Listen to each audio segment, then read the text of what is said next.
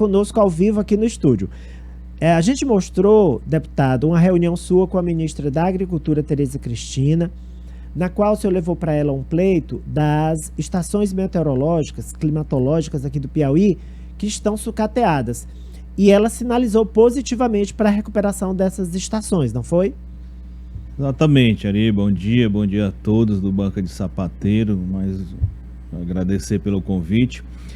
Nós, acompanhando essa demanda, principalmente provocada pelo professor Huerta, que é um especialista nessa área, e ele me fazia alguns relatos que eu achei de suma importância nós tomarmos essas providências. Por exemplo, né, nós temos essas estações como sendo a referência internacional.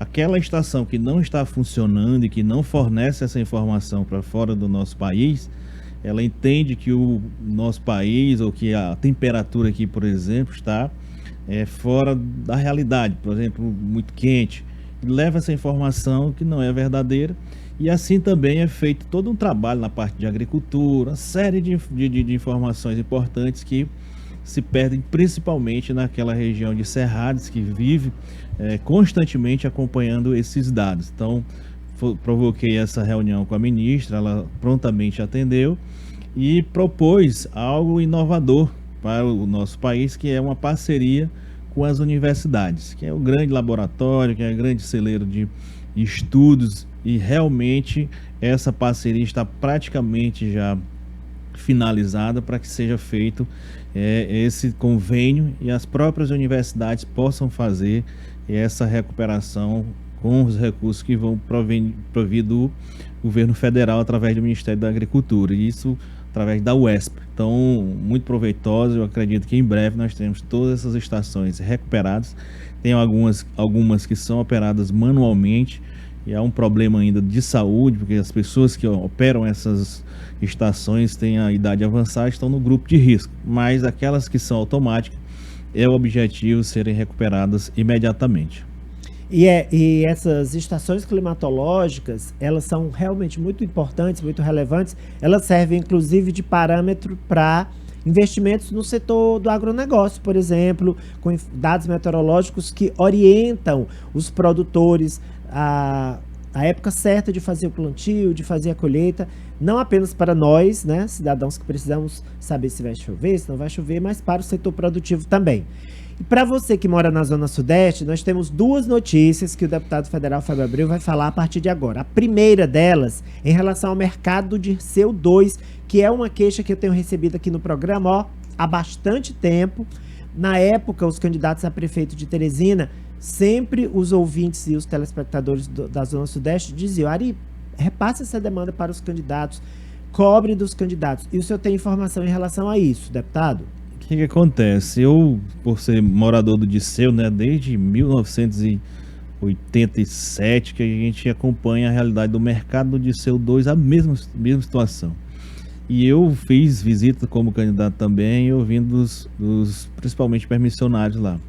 O que é que eu fiz? Conversei com o novo superintendente da SDU Sudeste, o professor Zé Nito, pedi que ele fizesse um orçamento, e esse orçamento nós vamos estar indicando o recurso de nossas emendas parlamentares. Então, e é emenda impositiva, então não tem como não sair uma obra dessa. É lógico que tem toda uma estrutura de logística, de tempo, mas eu garanto essa indicação para o mercado de CO2, inclusive incluindo aquela praça que fica ali na frente, para fazer uma revitalização, estacionamento, que é um grande problema que aconteceu, que eu também tinha interesse em fazer o do Renascença, só que do Renascença já existe recurso, já existe inclusive uma alternativa de um outro mercado que foi construído para funcionar temporariamente, então praticamente resolvido o problema do Renascença, mas vai ser o mesmo problema do Disseu 2, então a gente está já acompanhando essa obra. A outra obra é a questão daquela orla que tem ali na Avenida Noé Mendes e extensão entre o Disseu 2 e as hortas até próximo da cerâmica que existe ali, Tancredo Neves, né, até o Valdemar Luiz. Já está acontecendo a obra, indiquei recurso, tanto recursos de emenda como tem da própria prefeitura, e acho que 2 deputados também que colaboram com aquela obra, que é em torno de 7 milhões de reais. Vai ficar uma obra muito bonita importante para as pessoas fazerem suas caminhadas. Uma urbanização também leva à revitalização das hortas que existe ali. Então são essas duas grandes obras que a gente tem no Grande Disseu. E essa obra do calçadão da Avenida das Hortas, essa já começou, né, deputado? Já ali vem do Monte Oreb, Renascença 1, ela já está bem avançada em direção ao Disseu 2. Eu acredito que ela vai ser feita esse ano com toda certeza. Deputado, e o auxílio emergencial? Volta, não volta? O senhor defende que ele volte ou que não deveria nem ter sido suspenso? Ari, eu sempre defendi esse auxílio, até mesmo porque eu tenho essa característica, jamais vou esquecer, de ser pessoa oriunda do interior, ser pessoa de origem humilde, e sempre continuo acompanhando essas pessoas. Então você, como político, como representante do povo, ao ver ali presencialmente, porque vez por outra eu estou visitando as pessoas, as comunidades em vários municípios, não somente da zona rural de Teresina, e vejo a necessidade urgente de nós termos uma alternativa para essas pessoas. E a alternativa já está mais do que provado, que é o auxílio emergencial. Vejo algumas críticas com relação ao auxílio emergencial, mas é de quem não está sentindo fome. Nós temos pessoas que estão passando fome. Nós temos pessoas que estão sem perspectiva de conseguir um emprego e que têm família. É pouco, 600, diminuiu para 300, mas mesmo assim sustenta uma família, mesmo assim sustenta as pessoas. As pessoas que hoje clamam pelo auxílio emergencial, elas querem para comer mesmo, não é para outra alternativa, não, é para se alimentar. Então, nós defendemos o auxílio emergencial e, inclusive, eu recebi uma carta do Conselho dos Secretários de Fazenda, e esses secretários dão conta, pedem que seja provocado o retorno do auxílio emergencial. Então, para nós parlamentar, fica muito mais fácil argumentar, porque os especialistas da área de finanças de cada estado defendem também que seja retomado o auxílio emergencial. Eu acredito que por uma questão muito lógica, né, também, porque além desse auxílio emergencial importante para matar a fome das pessoas, ele também movimenta a economia. É só observar que parte da economia do nosso país não decresceu mais por causa do auxílio emergencial, que fez circular esse recurso. Então, eu acredito muito e espero que o ministro Guedes não venha mais uma vez com algumas alternativas de tirar de um lugar para colocar do outro, principalmente da área social para a área social. Então, essa é uma atenção que a gente tem que ter, mas eu defendo o auxílio emergencial, o retorno imediatamente, para que nós possamos, em um espaço aí, sei lá, 6 meses, que seja, para que as pessoas possam retomar as suas atividades, que eu tenho certeza que quem tem condições de conseguir um trabalho, ela não vai ficar dependendo de um auxílio de R$300. Se ela fica pelos R$300 é porque ela não tem outra alternativa. E o deputado federal citou aí o órgão que reúne os secretários estaduais da Fazenda, o CONCEFAZ, que é presidido pelo secretário estadual da Fazenda aqui do Piauí, Rafael Fonteles. E, de fato, eles emitiram esse documento dizendo que é essencial que volte o orçamento de guerra, o auxílio emergencial, e o deputado Fábio Abreu concorda com isso, está no grupo que defende a volta desse auxílio. Vamos falar de política, deputado? Volta e meia aparece na mídia, inclusive no Jogo do Poder, que começa daqui a 1h e pouco, aqui na rádio também, dizendo, ele vai sair do PL, ele fica no PL, sai, fica. O senhor já tomou uma decisão?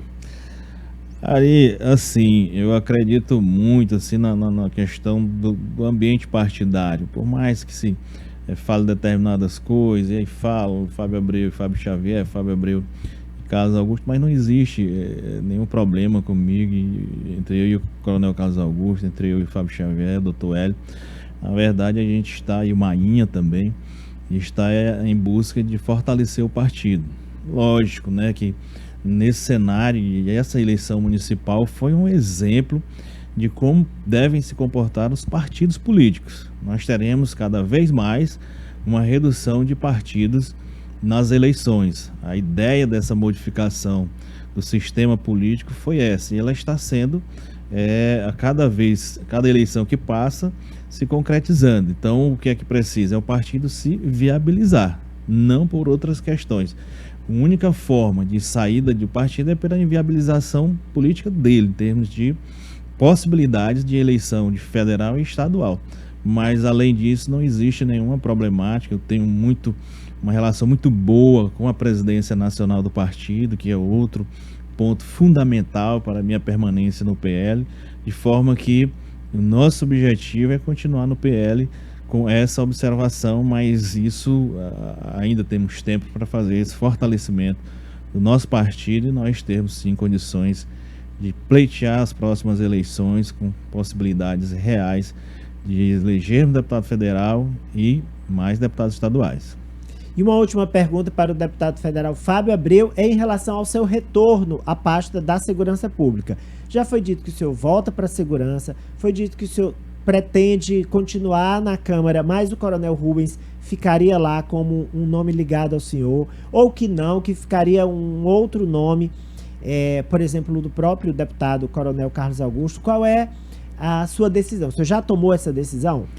Olha só, eu tenho conversado muito com o próprio Coronel Carlos Augusto. O coronel tem afirmado, principalmente com relação a essas informações de que ele poderia ser o secretário, o coronel, e eu também sempre faço a observação: o coronel foi comandante-geral, tem todos os pré-requisitos para ser secretário de segurança sem problema nenhum. Mas no momento, e é o que tem me relatado, ele não tem esse interesse. Na verdade, a gente tem interesse de formar essa parceria em prol da segurança pública. E isso sim, todas as ações que o coronel tem individualmente buscado, a gente também tem participado juntamente com ele, assim como eu também, qualquer iniciativa que tem na área da segurança pública ou de outra área política, sempre comunico com o coronel Carlos Augusto. Então aí não tem nenhuma problemática com relação a isso.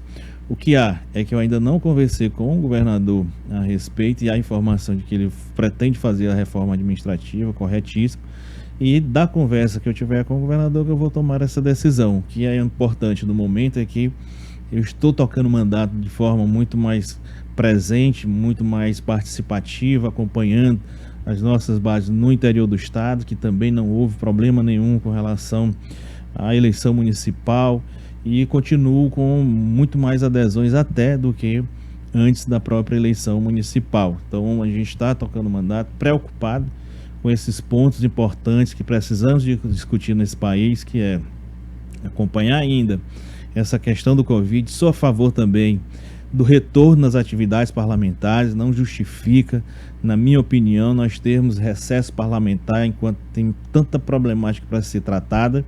E uma vez que tudo se faz por via remota e tocamos todo o ano passado com esse sistema de votações, de discussões, eu acredito que só precisa acrescentar discussões em comissões que não vieram a acontecer, para que nós possamos fazer esse processo via remoto.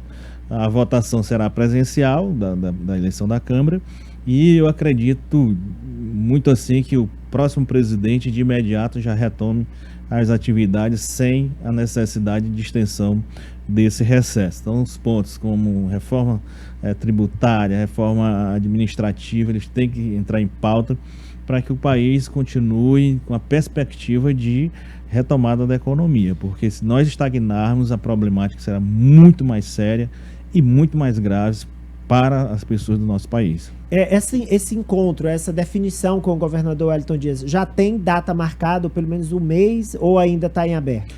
Na verdade, eu acredito, e aí entendo também a situação do governador, está muito focado nessa questão do Covid, era para ter sido até o início desse mês. Eu acredito que até o dia 10 de fevereiro a gente possa já ter essa conversa, tomadas as decisões para que a gente possa, sem dúvida nenhuma, mas independente disso, eu jamais vou deixar de estar à frente da segurança em termos de ações, em termos de buscar melhorias e principalmente do meu mandato.